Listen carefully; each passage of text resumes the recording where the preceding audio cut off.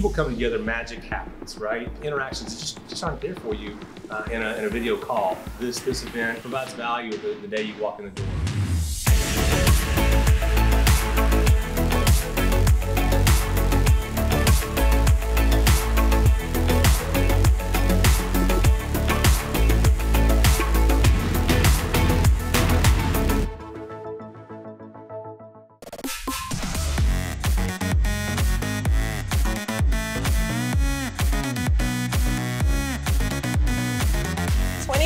It's good to be back. Hey guys, welcome back to Grow Up 2021. We're in Niagara Falls. Jackie Childs, my guest co-host Andrew Tomlin. We're did I say Grow Up? Representing Cannabis Wiki. Hello, and my guests today are Spencer Hawkswell. Spencer Hawkswell. And Thomas Hartle. And from where are you guys from, and who do you represent? And So I'm from Victoria, and Thomas? I am from Saskatoon, Saskatchewan. Okay, but that's awesome. But why are you here at Grow Up? What makes you both so special, so interesting, and why I can barely hold down this interview? Well, you go for it, Thomas. Yeah. Sure. So I'm here as part of the Psychedelic Summit. I am It's just happening? Just happening, yep. I'll be speaking there later on today. I happen to be the first Canadian who has had legal access to psychedelic-assisted psychotherapy. I have stage 4 cancer, and I have been using magic mushrooms to help treat my end-of-life distress. Spencer here, if I can give him a little bit of an intro, is the CEO of TheraPsil, who is a patient advocacy group, and they assisted me in getting my Section 56 exemption. So very grateful to Spencer for helping me out with that. I remember when that was happening on Twitter, and a lot of big pages on Twitter, big influencers in the space were getting this post that they wanted us to reshare to get Patty Hadou to get on board and get some of your medical exemption and your help for your end of life treatment, right? Is that what this is? It's for anxiety, right? It is. As you transition, it's how do we say you? TheraPsil. Because I have a list. TheraPsil. so was with you from the beginning? Did you come to them? They go to you? How did that happen? Yes, so I was looking for places that would have some sort of a clinical trial with psilocybin, or any access to the drug or the therapy or any combination of that. And while I was looking for that on the internet, in Canada at the time, literally the only place that had anything available was TheraPsil. And they were looking for patients. I believe I was one of 4 at that time. That's right. And the 4 of us put in applications, and we were waiting over 100 days. 106 days, wasn't it? For Health Canada exactly. to finally come through with the approvals on that. So, wow, it's been quite a ride. What did it feel like when the approval came through? I would like to say extremely hopeful. Hopeful. Yes. When you're dealing with end of life distress like that, really the thing that you have on just a constant daily basis is the realization that not only is the end inevitable for you, but with the addition of anxiety in that, every step of that journey sucks. Yeah. And so being potentially able to access a therapy to eliminate that anxiety was really something that it gave me a lot of hope that perhaps I'd be able to get back to the things that are really important. Do you feel that it was the neuroplasticity that psilocybin provides that allowed you to gain new insight into the journey and the path that you were on? Definitely, it gave me a very different perspective. So in contrast to your standard over-the-counter antidepressants, for example, the antidepressants that you take, they change the way that you feel while you're on them. And for me, the way that they change the way that I feel is to make everything beige. So they took the peaks of the anxiety away, but they also took away all of the joy and the peaks of love and happiness. And that really isn't much of a trade-off. You're still living, but you're not really enjoying it. The psilocybin-assisted therapy, on the other hand, gave me a completely different perspective on the concept of dying. It made me realize that the transition from living to dying, may be as easy as the transition from waking to dreaming. But that doesn't necessarily mean that there is a discontinuity of consciousness. So it isn't necessarily the end. And I really feel like the psilocybin, the psychedelics, maybe have given me a taste of the potential of that. And so for me, it has been very comforting. So have you been experimenting with microdosing, or are you more into like hero doses and large ego death doses? 100% heroic doses. All right. Yeah. So, what would you call a hero dose? 7 grams. Okay. Yeah, that's definitely a hero dose. Yes. Or Friday night. Now, have you looked into any of the newer techniques like lemon teching or anything for faster onset and more intense dosing? Yeah, so far I've had 3 different therapeutic sessions. Okay. The first couple of sessions I was using encapsulated form. Okay. And my third session was definitely with lemon juice. Yeah. So, significant difference in the onset and the duration of the effects as well. My entire first therapeutic session was approximately 6 hours. Okay. With the onset taking place after about an hour and a half, so much slower onset for that.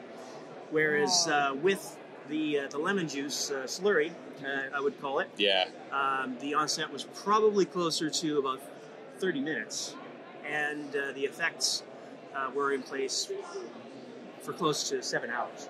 Wow. Patrick, can you walk us through what a therapy session is? Sorry, did I say your name wrong? Spencer. Spencer. Patrick's your friend, right? Yeah. Sorry. Spencer. Hi, Patrick. His friend that is also in the same business with him. So, can you explain to us what a therapeutic session is? How do we go about it? How do the patients show up to you, and what is that like? Yeah, well, first of all, the patients would come to us and we'd connect them with a doctor and a therapist. It's really important that if we're doing this, if we're advocating to people, that we're doing it the right way. So we've got a bunch of research that's been done at Johns Hopkins, NYU, and it shows us the proper intake techniques, what questions to ask people, so that we first of all can confirm that psilocybin is safe. Okay. After that, then we go through, the standard therapeutic process, which you would have gone through, and it usually looks like, but it's always open to change depending on the person and their experience. But it usually looks like about 3 sessions before the medicine session, where they get really comfortable with the therapist. They discuss, what sort of traumas they want to bring up and how they're going to deal with it, and also just really get comfortable with the fact that they're going to be, tripping on mushrooms. Right? What does that mean? How's it going to feel? And for people who haven't done it before or have never experimented with any sorts of drugs, it can be kind of scary. Mm-hmm. So really, you want to be comfortable when it starts, when these thoughts start coming up, perhaps very provoking and scary thoughts of maybe even reliving a past trauma or experiencing your own death. It's important to know this is all part of the process. You've been prepared for that. You're with a trained professional. So then you kind of go into the medicine session, which is about 6 to 8 hours. You're lying on the bed. There's a great photo of Thomas on the internet with your eye shades on, your dog on the bed, and both the therapists supporting you. And that whole process, the guide is really just sitting there to support. They're not talking. It's all internal. You've done all the preparatory work.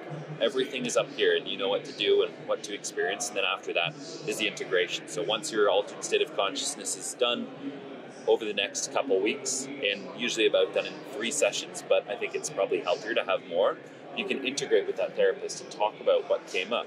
So for many people, it's realizations, right, that they're connected and that there's this divine thing out there, and that, it can be spiritual, but for other people, it's simply that, a really shitty experience happened to me, and I'm now ready to move past it.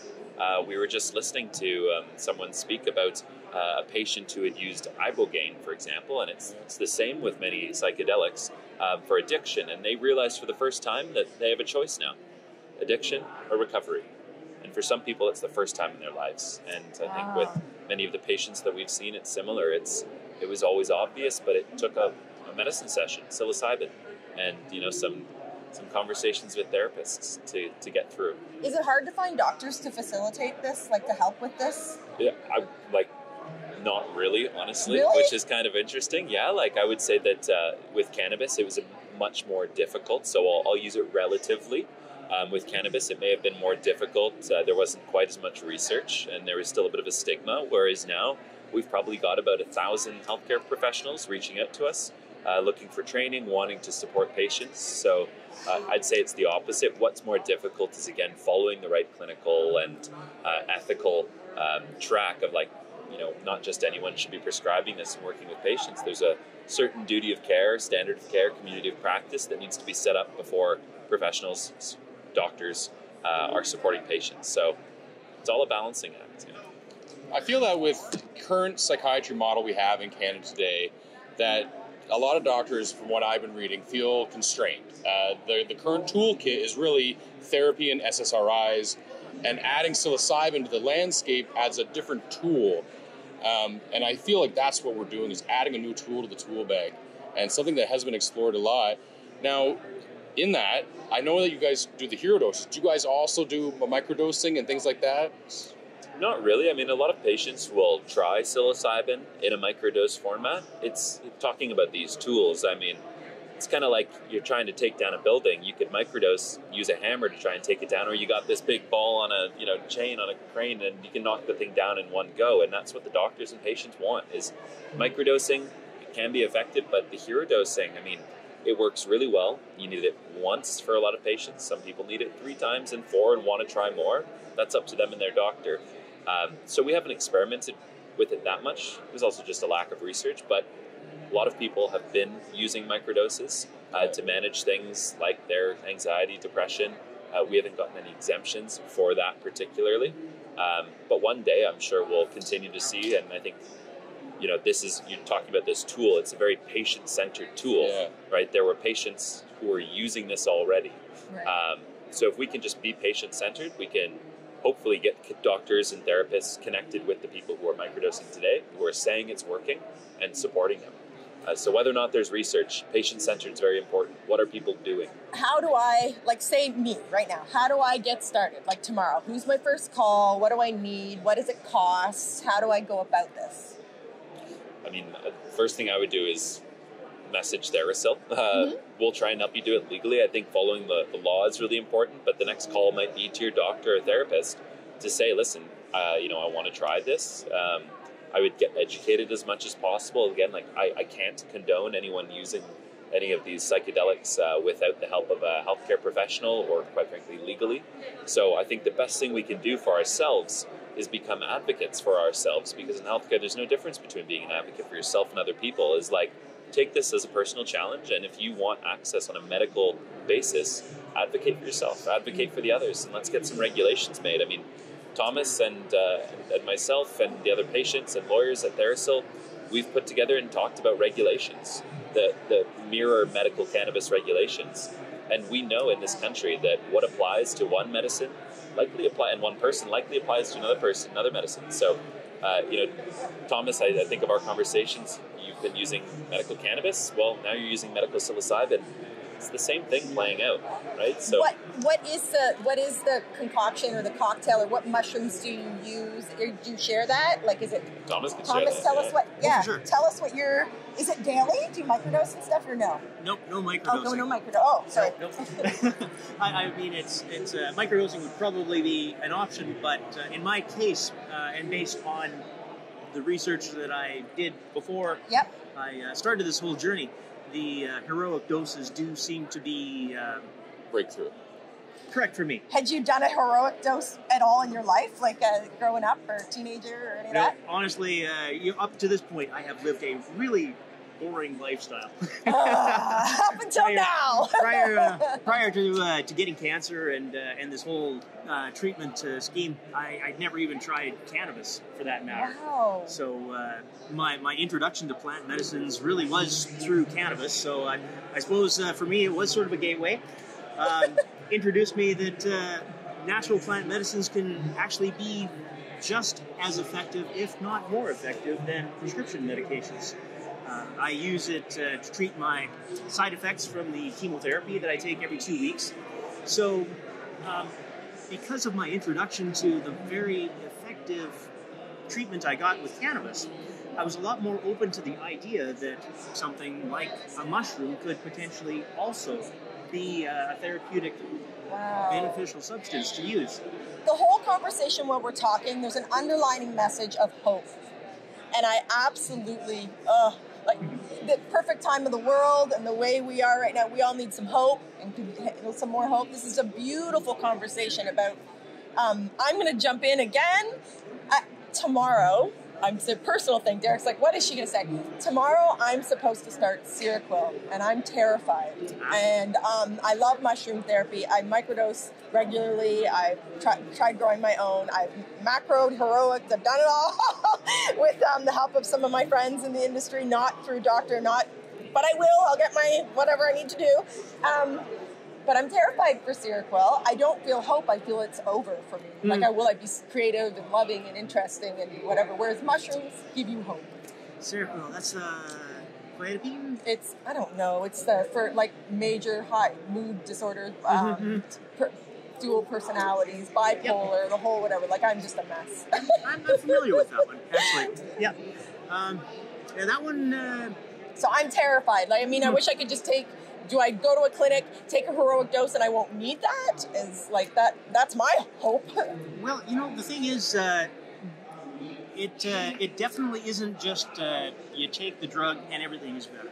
The therapy is a very important component of that. Okay. So having the pre-therapeutic sessions, so you get your expectations and your goals, your mindset in the right place before you actually take the drugs. Right. Very crucial. And of course the follow-up integration therapies after that. So I guess the short answer would be, if you have the type of conditions that are treatable by psychedelic therapy, anxiety, depression, PTSD, addictions, those are things that it deals with very well. Then there would be a very good chance that you could go through the clinical procedure and come out with a very good outcome from it. Wow. And I want to add to that too, that decision of, what is treatable. I mean, again, we're not researchers or clinicians, but doctors are doctors, and this is that decision of when to use this as a medicine, that is not the government's decision, right? It's not a bureaucrat's decision.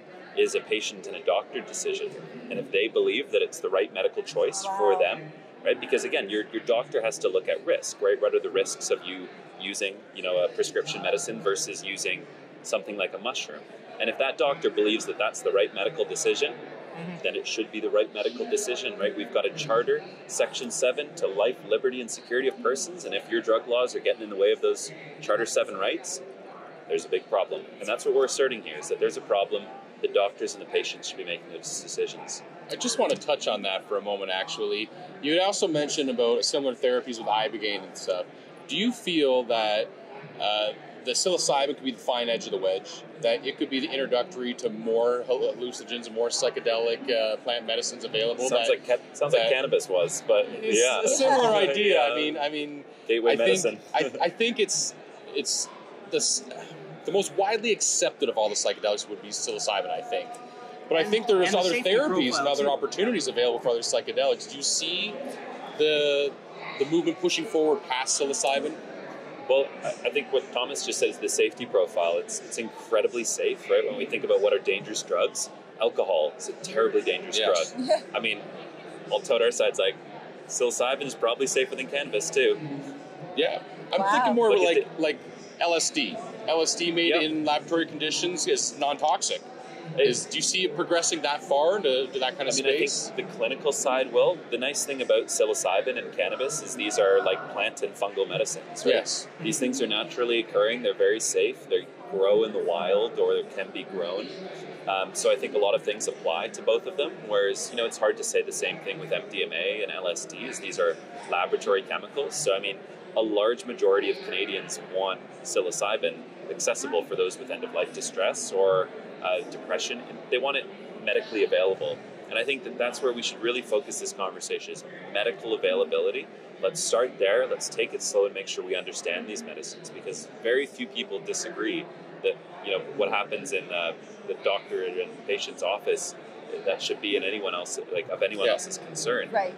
We're not talking about recreational psilocybin at all, right? It's not ready. We're not ready to talk about that. Let's talk about real people like Thomas who need it for medical treatment. And you know, like Thomas, there's like probably 70 other people out there right now with exemptions waiting to hear back. Did you say 70? Probably way more that I know of. Wow. I only know of a limited. What does the Mayo Clinic think of this?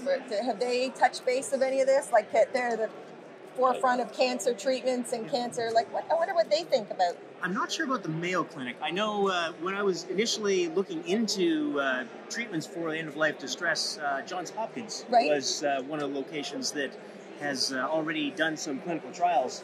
And they were actually finding success rates of up to 80% off after a single dose.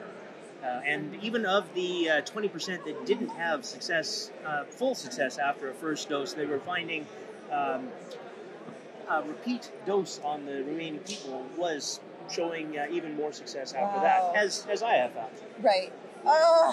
Many people who get into the hero doses, they tend to have spiritual experience or spiritual connection to it. Did you experience something along those lines? You know, I can tell you in clinical terms how the experience feels and things like that, but I don't really think it's possible to describe the experience as anything but spiritual. Yeah, I like that. And I don't mean that in a religious sense. Yeah. It really, for me, has given me a sense of my place in the universe, and really given me a feeling of purpose and connectedness, empathy for my fellow man. Peace. Wow. Yeah. I like that. That's beautiful. This is something that, you know, I'm not saying the Mayo Clinic isn't experienced in kind of treating that, but we're not talking about shrinking tumors. Yeah. We're talking about a psychotherapeutic process, which is almost completely, you know, you can almost remove it from the fact that it's cancer. It could be ALS. It could be anything. I mean, it could be a depression. It's a psychotherapeutic process, and it isn't even the molecule necessarily. It's making the change, which is why sometimes people use psychedelics interchangeably. It's the fact that there's an altered state of consciousness, and there's a psychotherapeutic process going on, initiated by the fact that your consciousness is altered, that your ego is dead, that just allows for something beautiful. So in many ways, the psilocybin is just a tool, right? But the one wielding the tool, or the building being constructed with that tool, is what's important. And actually, to just expand on what Spencer is saying in terms of the therapeutic benefit, while psilocybin itself isn't shown to have any effect on cancer at all, or, you know, shrinking tumors or things like that, the important thing to take into account is that when you get a diagnosis of cancer, I mean, it immediately puts everybody into a state of panic. Yeah. It's not a good disease, and the fact of the matter is when you're in this state of panic, this fight or flight response, you're not thinking about healing. Right. You know, that isn't a healing state of mind. Whereas being able to get rid of that anxiety and the depression and this sense of dread allows you to get into an emotional state that is more conducive to being able to give your body the best chance it's got.